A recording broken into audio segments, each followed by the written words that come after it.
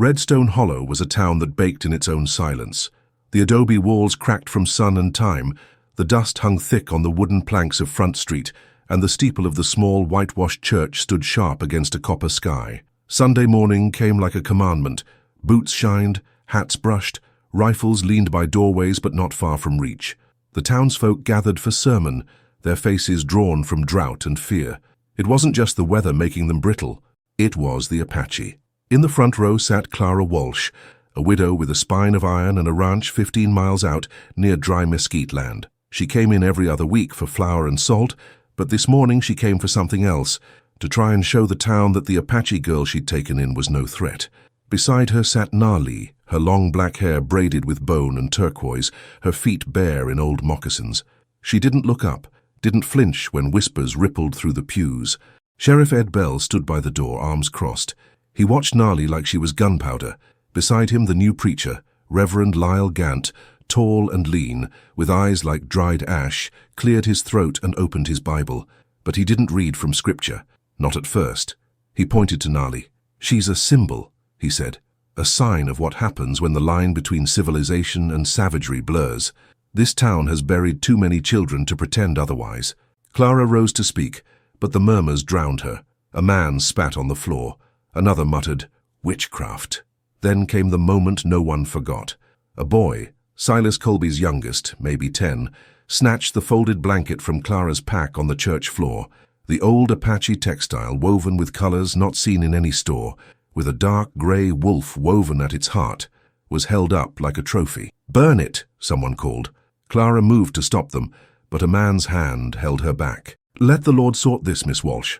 Outside, under the sycamore tree near the church steps, they set it alight. The flame crawled like a living thing. Nali stood motionless, her face unreadable. When the smoke rose, the wind shifted.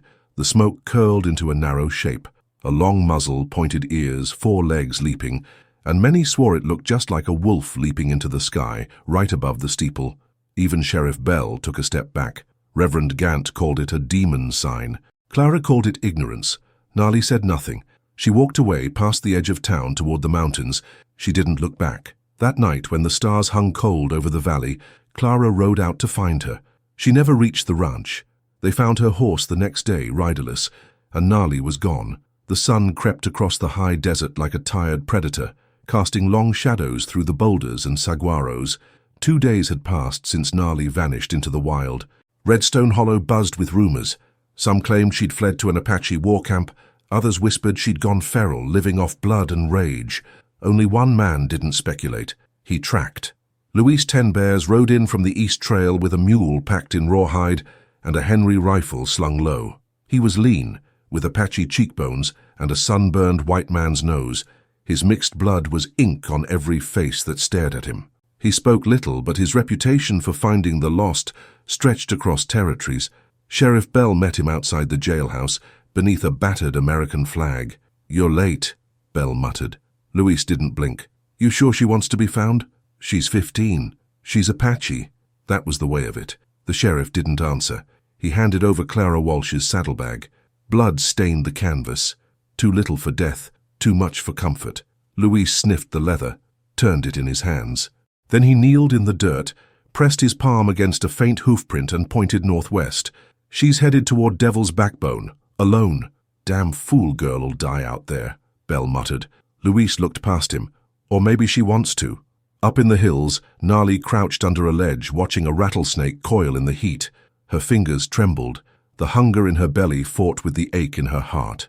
The blanket was gone, burned before her eyes, but the wolf still moved inside her. Its breath kept her warm at night.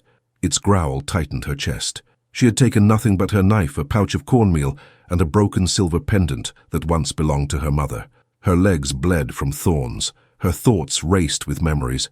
The raid that took her family, the missionary school that shaved her hair, Clara's stiff kindness, and the eyes of the boy who burned her only link to her people. She hadn't cried, not yet. But when she heard the coyote yip in the canyon below and saw the vultures circling near a dry streambed, she felt her throat tighten. Then a voice, low, foreign, echoed off the rocks.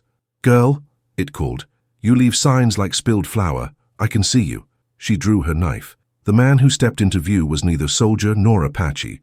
His skin was sun-dark, his hair braided, his voice cautious.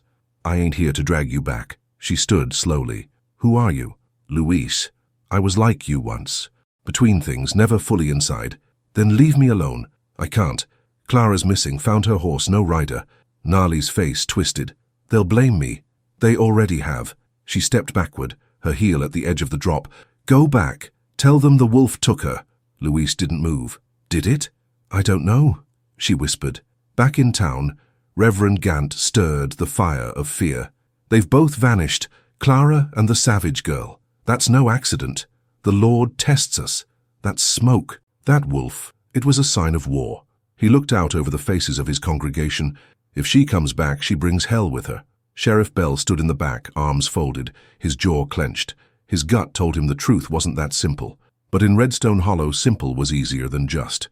The desert narrowed into canyons and shale. Luis led the way along goat trails etched by wind and time, his eyes constantly searching the ground. Nali trailed behind, her silence heavy, her small frame moving like part of the land. The two barely spoke as they passed through Widow's Creek, where water ran only 3 months a year, and vultures always circled a little too close. "You think Clara's alive?" Nali finally asked. Luis paused, turned his gaze up to the broken ridge. "If she's dead, we'd have found her body. That tells me she's somewhere someone doesn't want her found." "White men?" Luis gave her a long look. "Could be. But don't rule out Apache either. Your people got plenty reason to hate Clara Walsh." Nali stiffened. "She saved me." "From what?" His tone was calm, but the words landed hard. "From who? You ever ask why she rides into Apache lands unafraid? Why she never locks her door?" Nali stopped walking. "You're saying she's hiding something?" Luis didn't answer, but he pointed to the sand near a mesquite tree. 2 horses, one shod, one bare. Both stopped here. "Look." A bit of torn cloth hung from a thorn bush, white muslin with blood on the edge. "She's close," Luis muttered. Then the shot rang out. The echo cracked down the ravine like thunder. Luis dropped to a knee, rifle ready.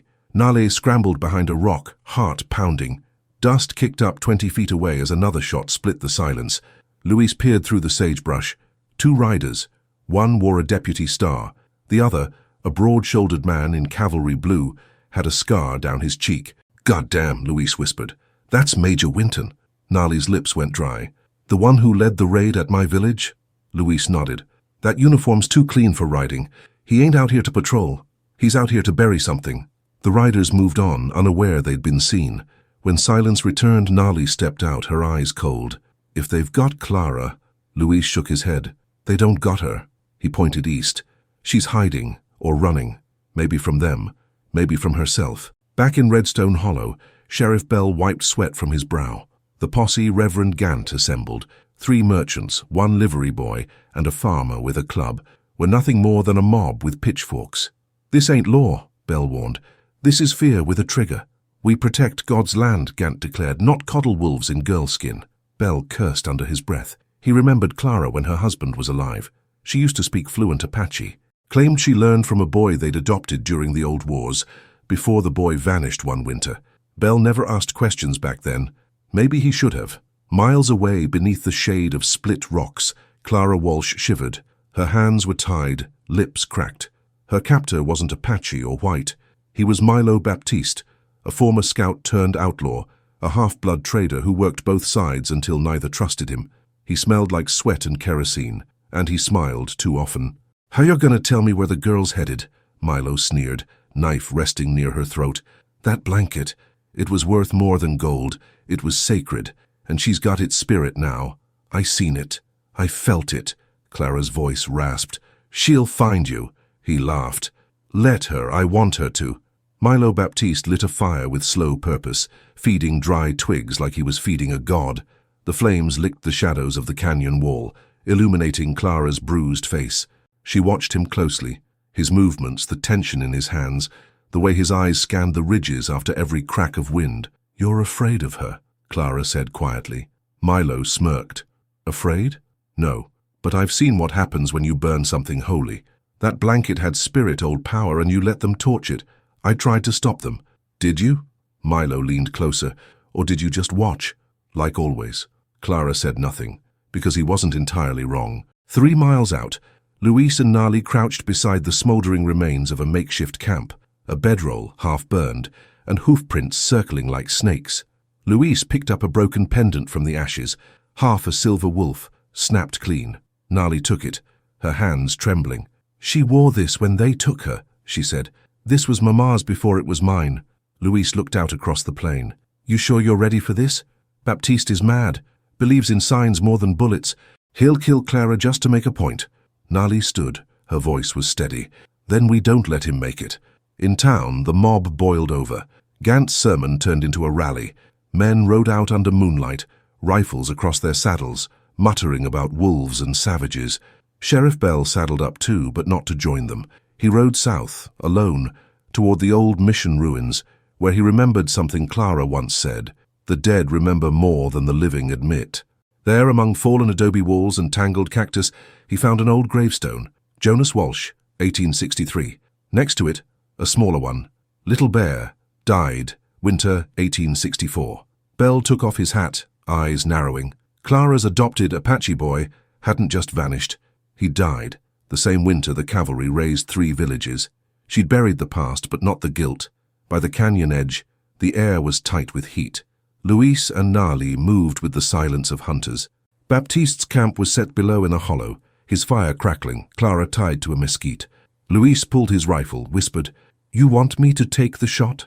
Nali shook her head. "She's mine." Before he could argue, she was gone, slipping down the rocks like a whisper.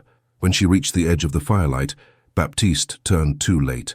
Nali lunged, blade flashing. He caught her wrist, drove her backward. "You!" he gasped. "The wolf!" They grappled, wild and desperate. Clara screamed behind them. Luis raced down the slope, rifle raised, but the fight had turned to chaos. Baptiste slammed Nali into the dirt. "You should have stayed in the past. You don't belong in either world." Nali's hand found her pendant, the broken wolf. She jammed it into his neck. Blood spilled across his chest. He fell, gurgling, stunned. Luis arrived a breath later, lowering his rifle as Baptiste's last breath fled into the dark. Nali stood, covered in dirt and ash. Her eyes locked on Clara, who sat tied, tears running silent. Luis cut her free. Clara reached for Nali's hand, but the girl stepped back. "I came for truth," Nali said, "not forgiveness." The stars burned cold overhead. Somewhere, coyotes howled. Nali didn't cry, but she did look up, and this time no smoke, no church, just open sky. Still, she swore she saw something moving in the stars. Not a ghost, just memory. They came back through Devil's Backbone the long way, Luis, Clara and Nali walking their horses beside them. No one spoke for miles. The air was sharp with silence, broken only by the soft clop of hooves and the wind weaving through juniper trees. When Redstone Hollow came into view from the ridgeline, Clara stopped. "They'll want to hang someone," she said. Luis nodded. "And they'll start with her." Nali looked down at the town. The same church steeple, white and clean, stood against the sky. The place where they burned her blanket still bore black scars in the earth. "I'm not going back," she said flatly. Luis raised a brow. "Then where?" Nali turned her gaze east. "There's a place beyond the dragoons. Old lands. My grandmother told me about it. I'll go there. Start again." Clara stepped forward. Her voice cracked. "You're not just Apache. You're part of me, too. I raised you. You sheltered me," Nali said. "But you never let me be myself." That hit like a bullet. Clara didn't deny it. "I thought I was saving you," she whispered. "You saved me from dying," Nali answered. "Not from forgetting who I was." She turned to Luis. "You know these lands. Will you guide me that far?" Luis nodded. "You walk, I walk." In Redstone Hollow, Sheriff Bell stood outside the jailhouse as the mob returned, dirty and empty-handed. Reverend Gant had fire in his eyes, demanding retribution, demanding blood. Bell raised his rifle. "This ends now," he said. "No more chasing children, no more burning the past." "You protect heathens?" Gant spat. "I protect the law, and there ain't no law says we hang girls for seeing wolves in smoke." The crowd murmured, weary, fractured. A few turned away. Some stood firm, but the fever had broken, if only a little. Inside, Bell opened Clara's ledger, the one she left in his care. He found letters, Apache words, family names, and at the back, a single folded page, a drawing of the wolf blanket stitched by hand. 1 week later, deep in the grasslands east of the mountains, Nale stood beneath a tall cottonwood. Luis crouched nearby, sketching trails in the dirt. They'd traveled far, farther than either expected. "You'll go back?" she asked. Luis shrugged. "Maybe. Maybe I'll head north, or disappear." She looked at him. "You don't belong to any side, do you?" "I belong where I choose," he said. "So do you." She smiled. Small, sad, real. Then she reached into her pouch. From its depth she pulled ash wrapped in hide. From her blanket, she scattered it at the roots of the cottonwood. "I remember now," she whispered. And for the first time since that Sunday morning, Nali felt the wolf inside her stir, not in rage but in peace. A guide, not a ghost, not a curse, not smoke, but something that walks beside you and never leaves.